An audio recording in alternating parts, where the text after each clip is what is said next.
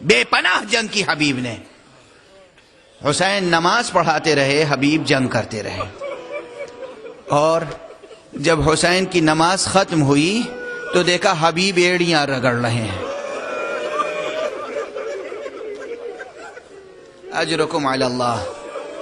میں کچھ اور بھی عرض کرنا چاہتا تھا مگر بس ایک جملہ کہہ کر گفتگو ختم کر رہا ہوں. آج کی بالکل ادھوری گفتگو ہے، گفتگو کل انشاءاللہ جاری رہے گی. حبیب اس دنیا میں امام پر اپنی جان نثار کر گئے. امام حسین نے حبیب کے سرہانے پہنچ کر جو جملے کہے ہیں، جو کلمات کہے ہیں، وہ سونے کے حرفوں سے لکھے جانے کے لائق. حبیب کو خراج تحسین پیش کیا ہے امام نے. حبیب کے مفارقت پہ آنکھیں نم ہو گئیں حسین کی. حسین آنسوؤں سے روئے. حبیب کے رخصت ہونے پر حسین نے قرآن مجید کی آیت کی تلاوت کی.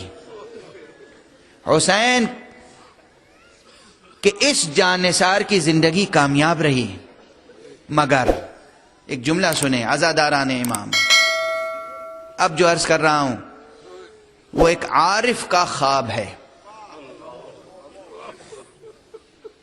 ایک عارف نے، خدا آپ سب کو زیارت کربلا معلی نصیب فرمائے،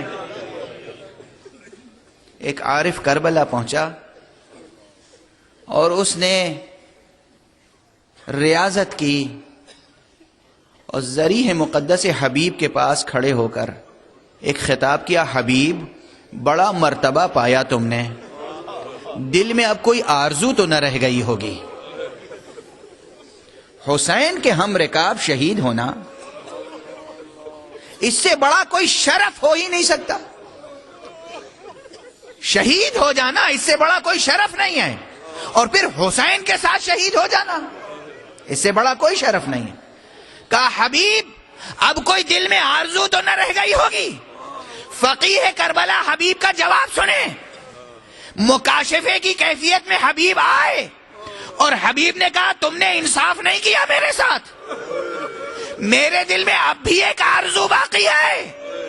کاش مجھے دوسری زندگی ملتی تاکہ حسین پر ماتم کرنے کا شرف بھی حاصل کرتا.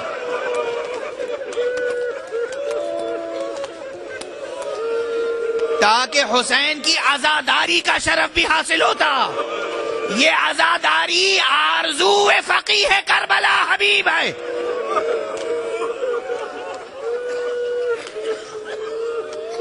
گفتگو ختم ہو گئی میری، مگر ایک جملہ اور عرض کروں گا. فقہ کے حوالے سے گفتگو رہے، فقہ، فہم، شعور. یہ حبیب ہیں. حبیب نے اجتہاد کا ثبوت بھی دیا کربلا کے میدان میں. حبیب نے اپنی آرزو بھی بتا دی، لیکن